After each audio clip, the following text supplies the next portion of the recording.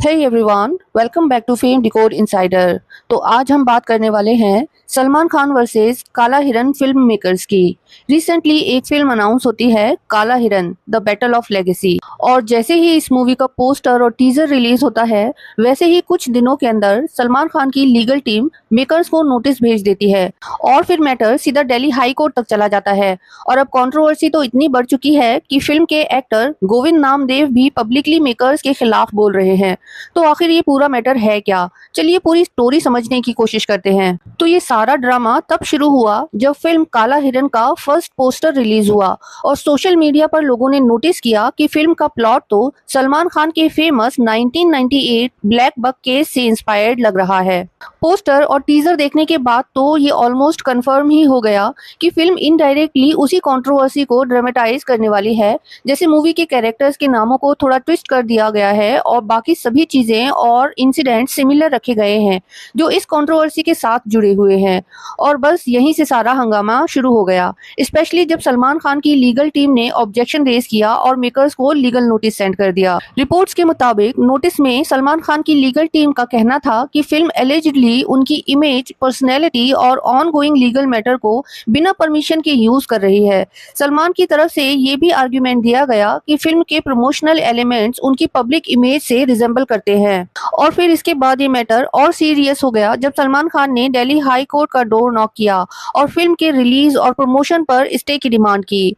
अब नेचुरली जब बॉलीवुड का इतना बड़ा सुपरस्टार किसी फिल्म के अगेंस्ट कोर्ट में चला जाए तो कंट्रोवर्सी तो बननी ही थी। इसके बाद फिल्म के प्रोड्यूसर अमित जानी और डायरेक्टर भारत चिंते ने मूवी को सलमान खान की बायोपिक मानने से इनकार करते हुए कहा कि ये फिल्म किसी एक इंसान पर बेस्ड नहीं है और वो पब्लिक डोमेन में अवेलेबल इवेंट से इंस्पायर्ड कहानी दिखा रहे हैं।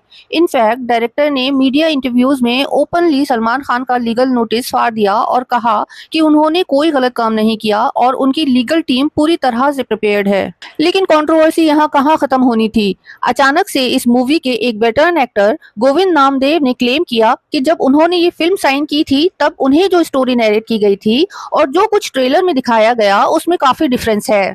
उनका कहना था कि ट्रेलर देखकर वो शेकन हो गए और अगर उन्हें पहले से पता होता कि ये फिल्म किस डायरेक्शन में जा रही है तो शायद वो इस प्रोजेक्ट का हिस्सा कभी नहीं बनते। इसके बाद तो ये कंट्रोवर्सी और भड़क गई क्योंकि अब सिर्फ सलमान खान ही नहीं, फिल्म के एक्टर भी मेकर्स पर क्वेश्चन रेज कर रहे थे। हालांकि डायरेक्टर ने जवाब देते हुए कहा कि गोविंद नामदेव को प्रॉपर स्क्रिप्ट दी गई थी और किसी को मिसलीड नहीं किया गया। इसका मतलब कि अब कहानी में एक और लेयर ऐड हो गई है। चलिए अब बात करते हैं पब्लिक रिएक्शन की, जो कि काफी डिवाइडेड लग रहा है। एक ग्रुप का कहना है कि अगर फिल्म किसी रियल कंट्रोवर्सी से इंस्पायर्ड है तो फिल्म मेकर्स को क्रिएटिव फ्रीडम मिलनी चाहिए। आखिर हॉलीवुड और बॉलीवुड दोनों में रियल लाइफ इवेंट्स पर फिल्म बनती रहती है।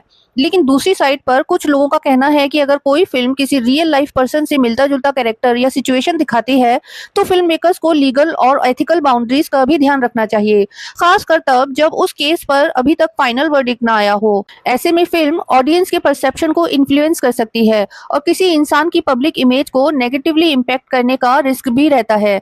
चाहे मेकर्स डायरेक्ट रेफरेंस ना भी दे, व्यूअर्स अक्सर स्क्रीन पर दिखाए गए कैरेक्टर्स को रियल लाइफ पर्सनैलिटी से जोड़ ही देते हैं, जिससे अजम्पशन और रियलिटी के बीच की लाइन और भी ब्लर हो सकती है। वैसे मुझे इस कंट्रोवर्सी का सबसे इंटरेस्टिंग पार्ट ट्राइजेंट इफेक्ट लगता है।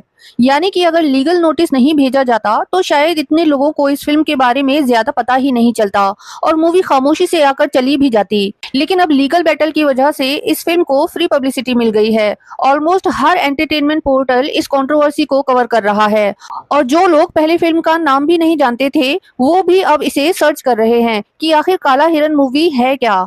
अब इस पूरी कंट्रोवर्सी में एक बड़ा सवाल भी निकल कर आता है कि क्या पब्लिक फिगर्स के रियल लाइफ कंट्रोवर्सीज पर film banana freedom of expression है या फिर किसी सेलिब्रिटी की इमेज और पर्सनैलिटी राइट्स भी इक्वली इंपॉर्टेंट है।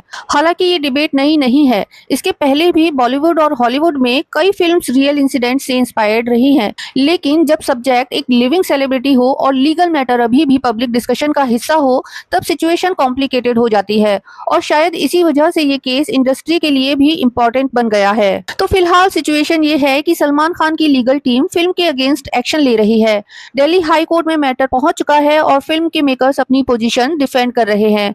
और अब गोविंद नामदेव के स्टेटमेंट ने कंट्रोवर्सी को और फ्यूल कर दिया है। अब देखना ये होगा कि कोर्ट का फाइनल स्टैंड क्या रहता है। क्या ये फिल्म रिलीज होगी या फिर मेकर्स को चेंजेस करने पड़ेंगे या फिर प्रोजेक्ट को टेम्पररी सेटबैक मिलेगा। लेकिन एक बात तो क्लियर है, रिलीज के पहले ही काला हिरन 2026 की सबसे कंट्रोवर्शियल बॉलीवुड फिल्म में से एक बन चुकी है। चलिए अब आपका ओपिनियन जानते हैं। क्या सलमान खान का लीगल एक्शन जस्टिफाइड है या फिर फिल्म मेकर्स को क्रिएटिव फ्रीडम मिलनी चाहिए? कमेंट सेक्शन में अपनी ओपिनियन जरूर शेयर करिए। अगर आपको ये वीडियो पसंद आता है तो लाइक, शेयर और सब्सक्राइब करना मत भूलिए।